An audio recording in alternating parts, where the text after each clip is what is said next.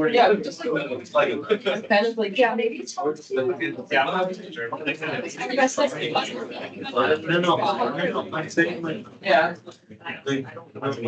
Yeah, just be nice to play it on the harder. Right. Just solve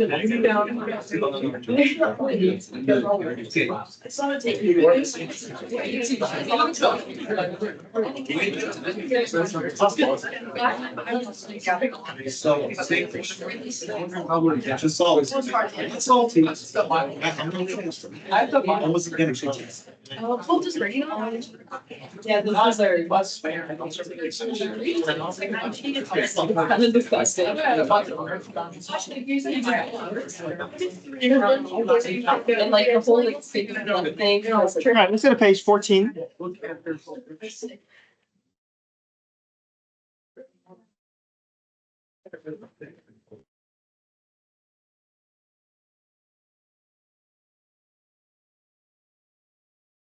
So we're going through a series of tests to determine if a certain series is going to converge or diverge. And series is just adding a bunch of numbers together to see if, if we add up these infinite numbers of terms, are we going to have a particular sum in mind, or is it just going to jump up to positive or negative infinity? And based off of the way that some of these terms are set up, we just have to be able to determine whether these sums are can actually be found, or is it unbounded.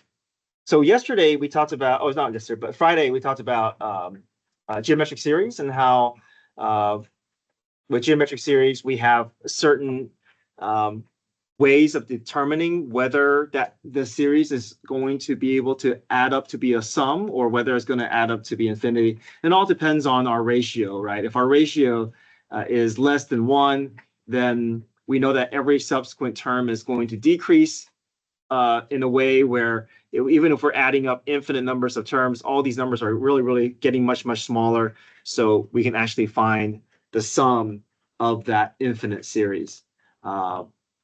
Now, a lot of our tests that we're going to see, these convergence tests, we're not going to be able to know or be required to find the sum. But for geometric series, we are expected to find the sum. So not every convergence test allows us to find the sum, but only a few allows us, in geometric series is one of them. So page 14. So today we're going to talk about 3 specific tests. One is called the nth term test, the p-series test, and then the integral test. So I think nth term and p-series should be pretty straightforward, pretty quick. But the integral test is a little bit messy because you actually have to go through a full integral process, use substitution. So this feels like a much longer test. So when you're looking at a problem, a series, and trying to determine whether which test to use, because that's part of the challenge as well, is like you're not going to be told, okay, use p-series for this, use geometric series for this. You're going to have to look at the problem and decide which one you want to use. Typically, the integral test is kind of like a last resort because it just takes so long to do. And typically, if something can be done faster, or where we can just determine whether it falls under a specific category, we typically want to do that before we jump to integral test. So let's talk about nth term first. If the summation of my rule of sequence converges, then I know that the limit as n approaches infinity of a sub n must be equal to 0. So the idea is that if I want to add infinite numbers of terms, each term has to get smaller and smaller, right? There's no way that I can add infinite numbers of terms and every term gets larger. If it does, I'm not going to be able to, it won't be a converging series, it'll be a diverging series. So if a series is going to converge, I have to show, it doesn't mean that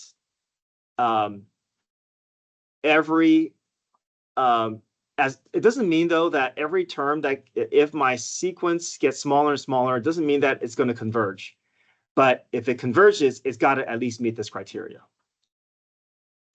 So the flip side is if the limit as n approaches infinity for a sub n is equal to 0, if my terms are getting smaller and smaller towards 0, then there's a chance that the series can converge. So it may either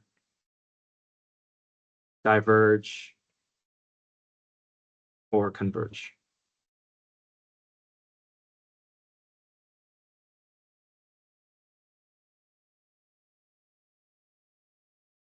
So here's the nth term test for divergence. It says that if the limit as n approaches infinity of a sub n does not equal to 0, then I know that my sum is going to diverge and therefore my series will diverge.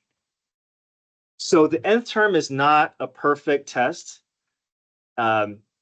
because let's say it does equal to 0, then we're still sitting at a spot where it may or may not converge. But the nice thing about nth term is that if we can quickly show that my rule of sequence does not equal to 0, then I can quickly say, okay, it must diverge. So this is a nice test because it's quick, it's fast, but it's not, it doesn't cover every scenario. So typically what I suggest is let's do this test first, right? Always do the nth term test first, unless you can recognize, okay, this is obviously geometric series. I can skip through nth term.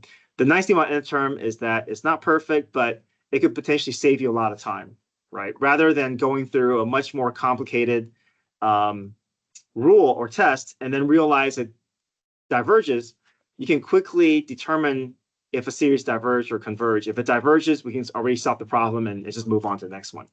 If it is at a point where it gives you 0 and it's inconclusive, then yes, it does introduce another step. You have to look for a different test if it's inconclusive, but it's still worth it to let this be the first test because even though a lot of times it's inconclusive, the times that you can catch it to be diverging, you can just stop the problem and you already have the answer and move on to the next one.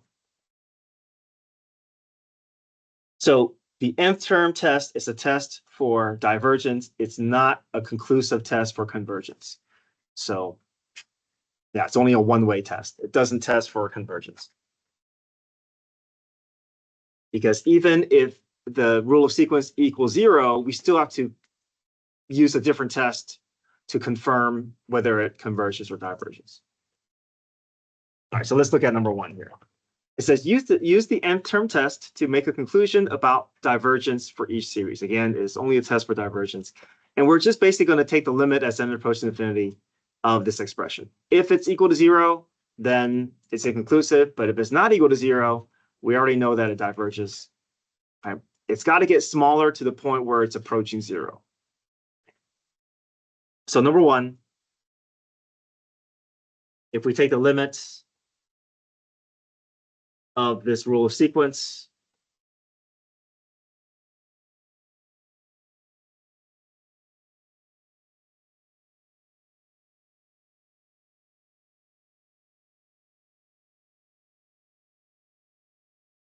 think about comparing exponents, right? What is this limit going to be equal to? 3/5, right? And 3/5 is not equal to 0. This is not getting small. It's not approaching 0. So there's no chance that adding up all these terms could give me a sum.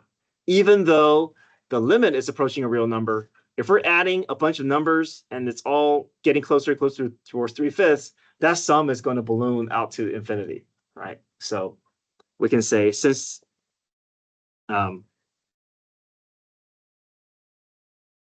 by the nth term test,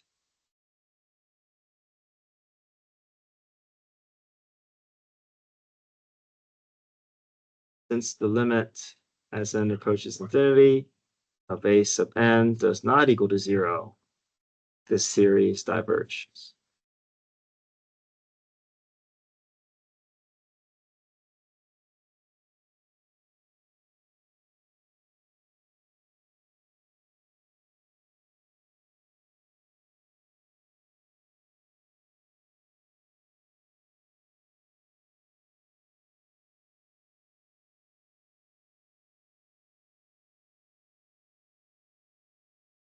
Number two, now we already know by looking at this that this is geometric series, right? And does this geometric series converge or diverge? Converges, right? So normally we wouldn't go through nth term, especially if it's geometric series and we already know what the result is. But just to show the process with nth term, this is basically the same thing as 3 over 2 to the n. And if we want to find the limit of this, this does equal to 0 because my denominator is growing out to infinity. My numerator is staying at 3. 3 over infinity is basically going to be 0. So this is inconclusive by nth term.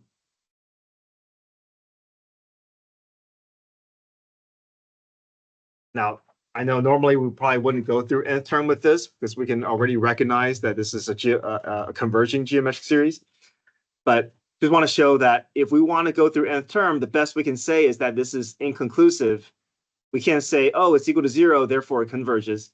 Nth term is not a test for convergence because there are places where just because my rule of sequence is approaching 0, not every instance is guaranteed to converge. So then if we were to go through nth term with this, we would say nth term is inconclusive, and then we would finalize this problem by saying this is a converging series by geometric series test since the absolute value of my ratio is less than 1. Now, on a test or quiz, you can completely skip this step if you already recognize that it's geometric series. So you don't have to go through nth term and then prove that it's geometric series. Most of us can just look at this and say, okay, I can just jump to geometric series. We just want to practice what the process looks like if your nth term test is inconclusive.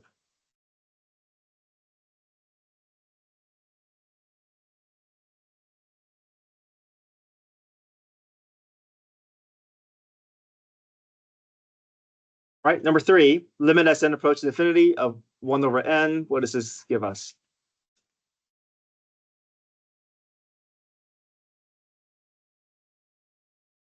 What happens as n approaches infinity? Approaching what?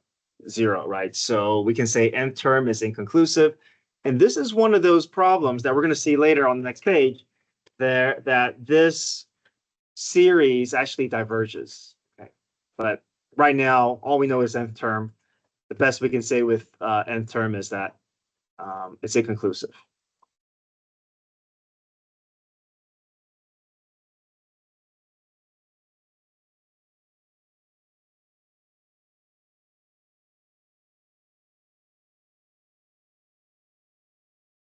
All right, number 4, I think it's maybe easier to think about this expression if we can do a little bit of cleanup.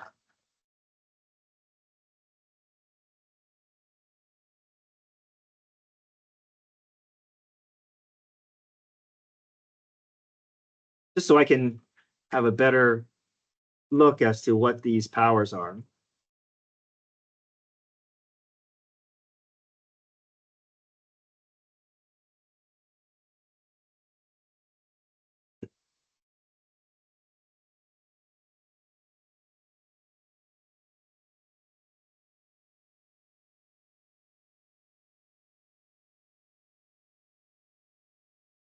So here, if we're trying to compare degrees, which side has a higher degree? Denominator. But I'm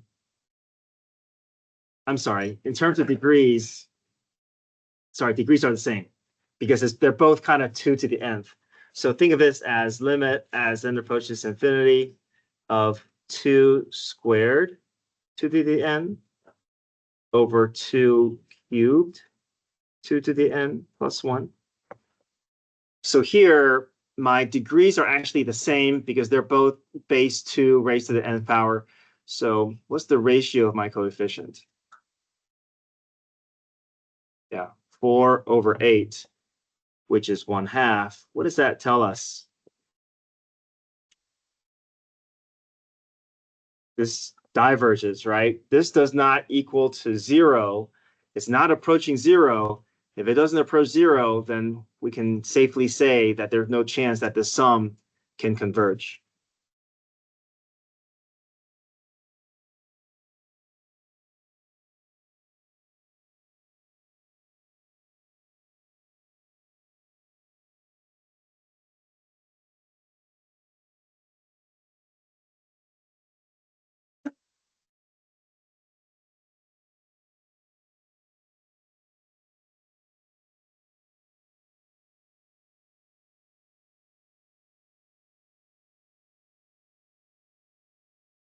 Okay, number 5, nth term test. Limit as n approaches of infinity for e to the 4n over 3n. Which side is growing faster, e to the 4n or the 3n? Yeah, exponential grows at a faster rate than a linear, right? So I went through L'Hopital's rule, but you don't have to. If you understand, if you can see that exponential is growing faster, then you know that your limit is approaching infinity. This diverges by the nth term test. So to recap, if your limit as a sub n does not go to 0, then you can stop the problem and say it diverges. But if it goes to 0, then it's inconclusive. We have to do another test. Okay? We don't know.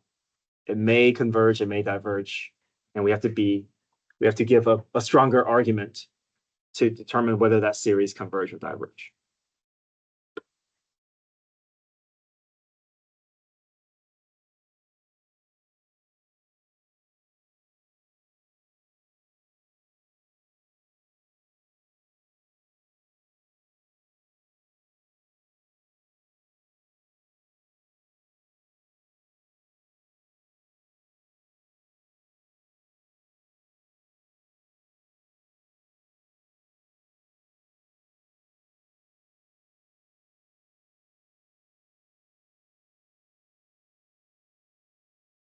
All right, next page, page 15.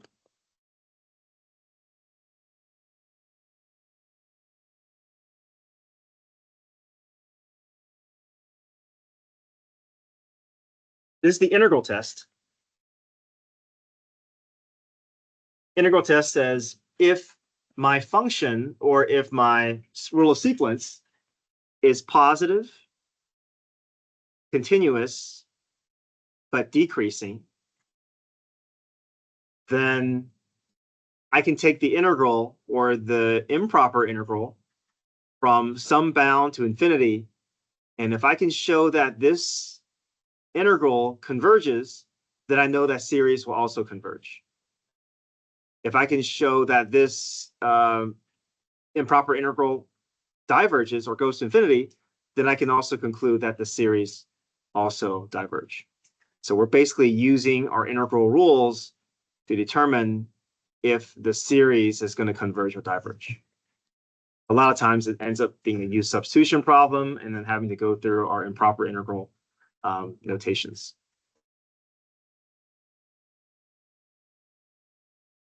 Okay, don't worry about the graph showing that proof. Let's just go down to number 1 here.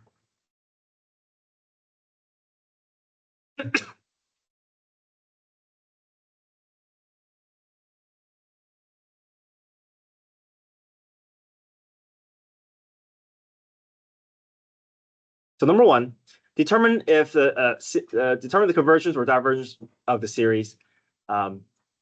Typically, integral tests have a certain look to them. If it looks like a use substitution problem, that typically is an indication that it's probably going to be integral test.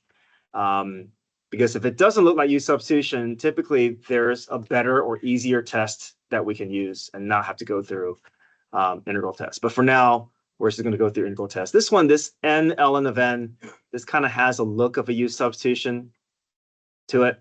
But we do have to go through our conditions. And our conditions is that, does our expression look like it's positive, continuous, and decreasing? So if we look at 1 over n ln of n, you can think of this as essentially 1 over x ln of x. This is basically the function that we're working on here. 1 over x ln of x, this is positive. Once we have a certain starting point, we can pick any starting point as long as to the right of that starting point, the graph is positive. It doesn't have to be positive the entire way through. It just has to be positive for some starting point moving forward. So it is positive. It is continuous. There is an asymptote, but then if we're starting at 2, we're safe. We're not going to have any breaks in the graph after we get past 1. So this is continuous. And then it's also decreasing because my denominator is increasing. My numerator is not moving at all. So this is also a decreasing function. So if we want to go through integral tests, we have to state our conditions that it meets our criteria. So we're going to set up using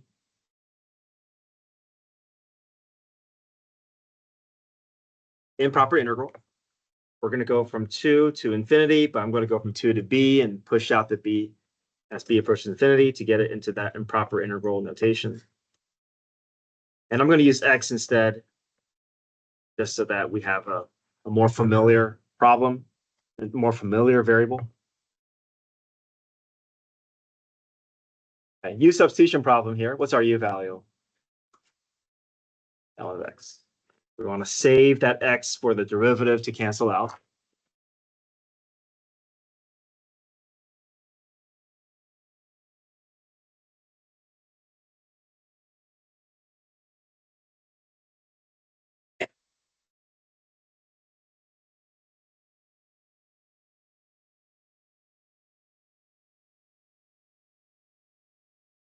X's go away. We have integral of 1 over u. We know that's going to turn into a natural log process. So natural log absolute value of u, replace the u back in terms of our original x, and then work in our upper and lower bound.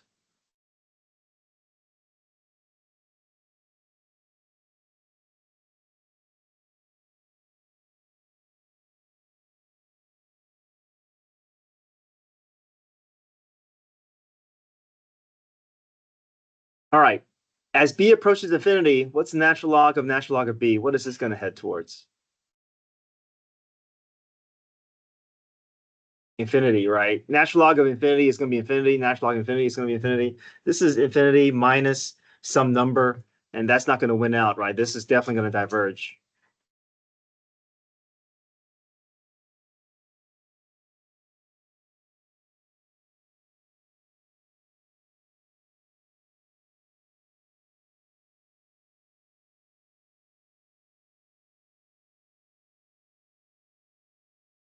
So the only so we just have to make sure we state our conditions, show our work, and if we get a real number, then we'll say the series converges by integral test. If we don't get a real number, we say the series diverges by integral test. So this is a two-way test. It can determine whether series converge or diverge. If it converges to a number, then all we know is that the series converges. We don't know what the sum is. So if we get a number, a real number, all we can say that is that series converges. We can't say, oh, the series converges to this number. Yeah. Tried what? You mean nth term test? If we do nth term test, we will get inconclusive because 1 over x ln of x does approach 0. So it's not a good test. I mean, yes, we probably would want to go through nth term tests for most everything because it's a quick test. A lot of times it doesn't give us conclusive result, but in the times that it does, it saves us time.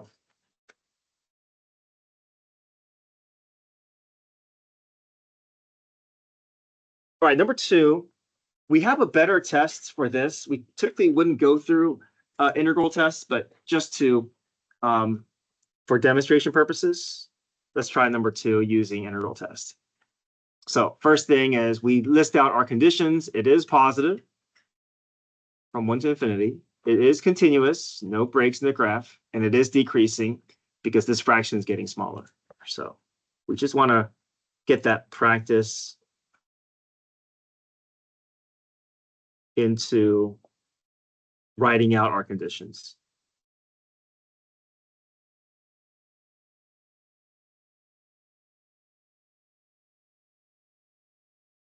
integral from 1 to b.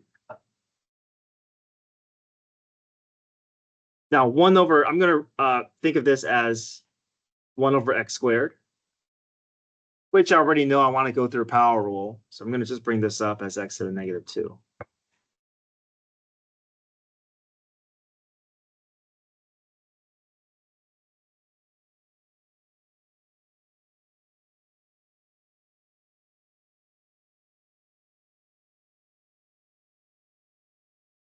All right.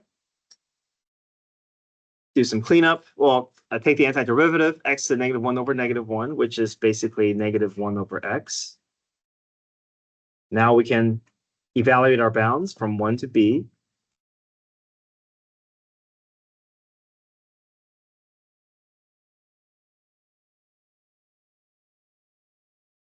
All right, as b approaches infinity, what's 1 over b going to turn into? 0. And then 0 plus 1 is 1. This is not the sum of the series, but it is enough for us to say that our series converge, right? If our improper integral can converge, we know our series will also converge.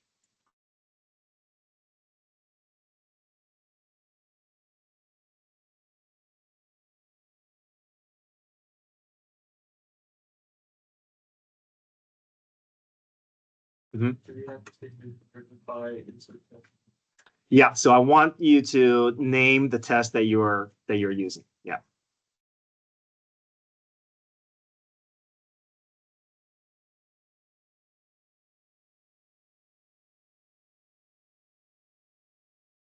Okay, questions?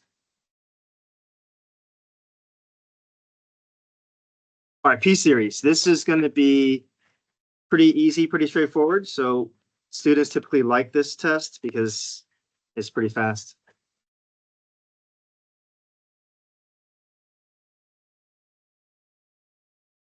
So P series is when I have in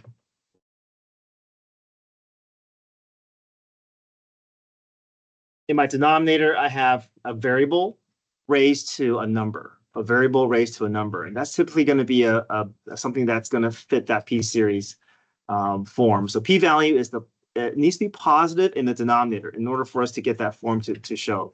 If your P value is positive in the denominator, then our series will converge if my P value is greater than 1, but my series will diverge if the P value or that numeric exponent is between 0 and 1.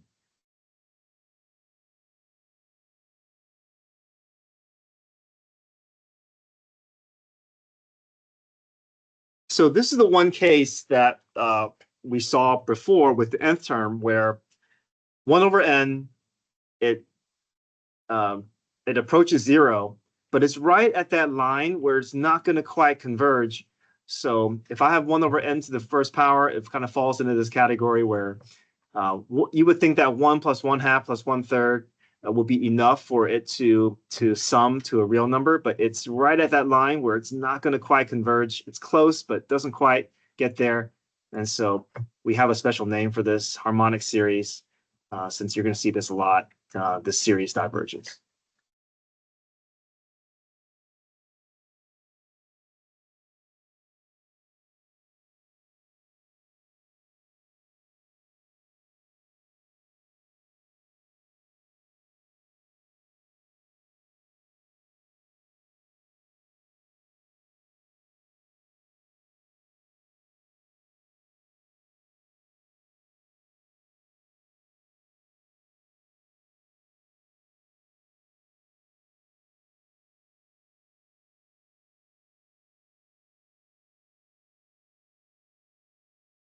All right, number 1, do the following series converge or diverge? I have a variable raised to an exponential constant, 1 over n cubed. This fits into that form of 1 over n to the p. So my p value is 3. What can we say? Convergence, right? It's greater than 1. So series.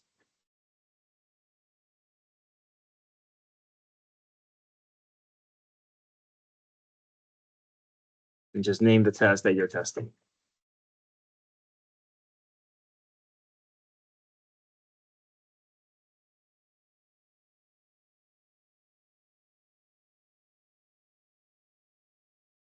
This one, 1 over square root of n, I can think of this as 1 over n to the 1/2.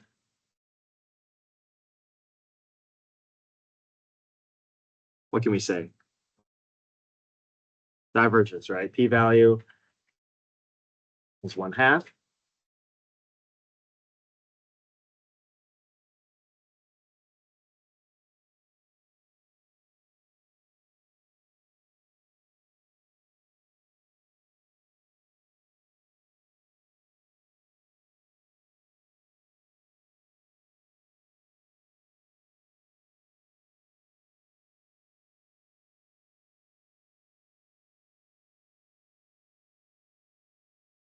All right, for number 3, it says, for what values of k will the series converge? So we have to go through a little bit of kind of algebraic setup.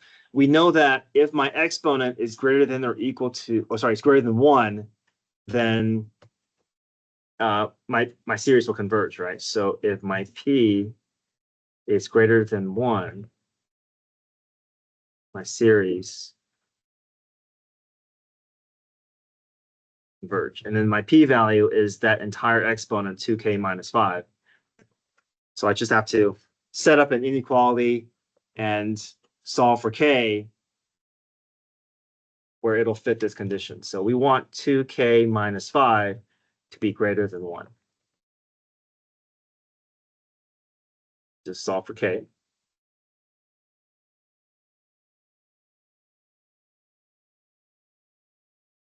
So when k is greater than 3, I'm going to get my exponent to be greater than 1, and therefore my series will converge as long as k is greater than 3.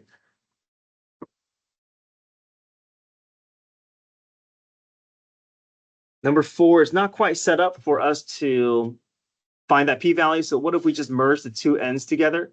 This is really n to the first power times n to the 2k. So same thing as n to the 1 plus 2k.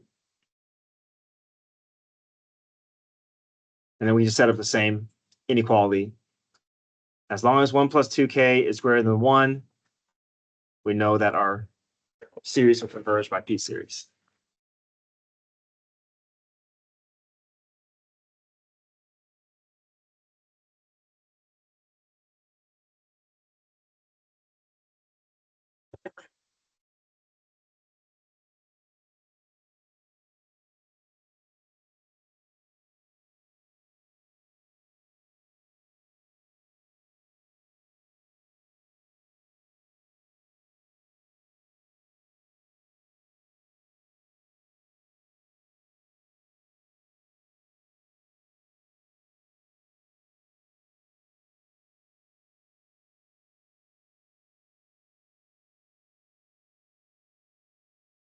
Mm-hmm.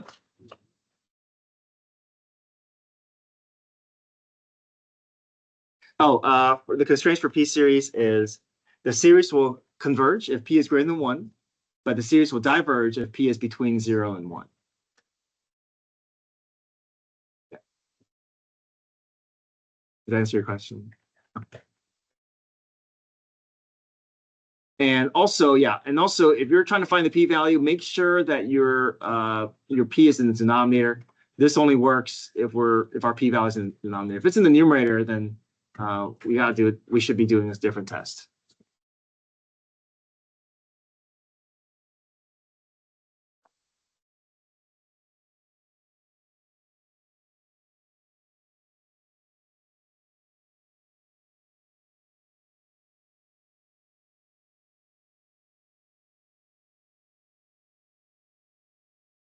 Let me see.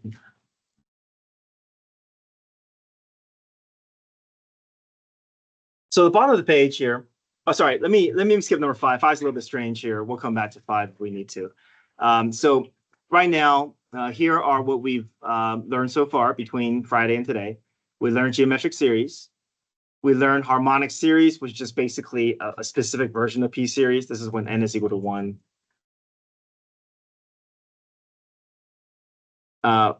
We learned the nth term test for divergence. We also learned about the integral test. So we've learned 5 tests so far. There's one more that I would like to include, which is, I think it's pretty easy, but we'll do that later, which is the telescoping series.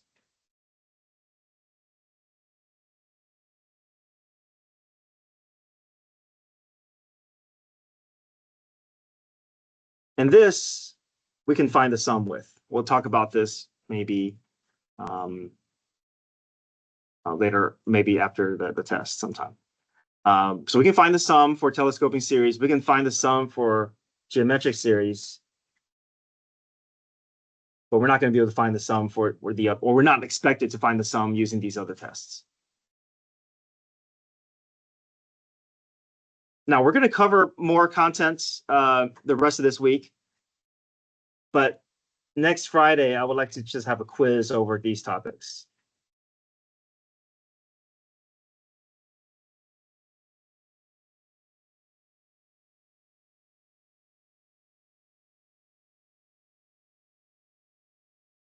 So just kind of give you a heads up. It's not in the calendar, but I'm going to have a short quiz just over these initial topics.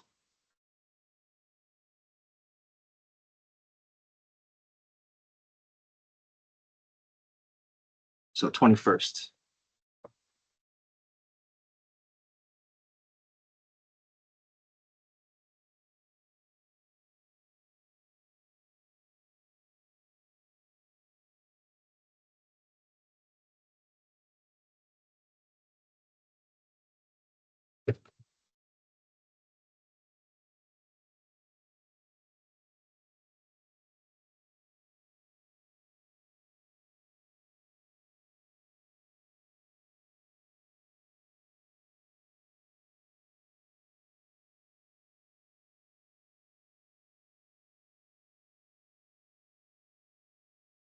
Your homework is page 11 through 18 due Wednesday. So tomorrow's your test. You'll get to use your calculator. I would highly suggest that you work through or look through worksheets 1 through 3. I had a morning review session going over parts of worksheet 3. I'll continue going over worksheet 3 tomorrow morning, 7:15. So I'll send out a reminder this afternoon for that as well. All right, go get your phones.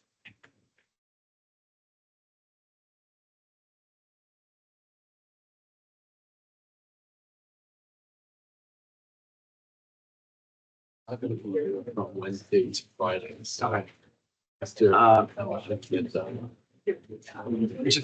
Do you have, are you gonna be able to have access to doing stuff online? Oh, you're gonna be completing it out. Yeah. Okay.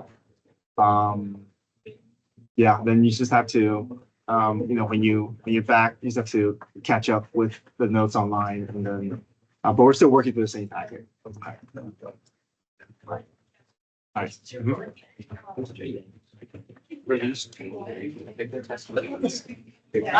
When on Wednesday.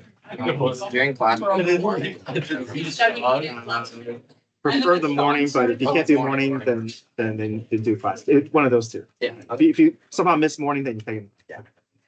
Is it possible for you to take the test like later this week? Mhm. Okay, I You don't know think what to you think. can aim for Friday? Yeah, I'll try. Yeah. Can you do like Wednesday or Thursday?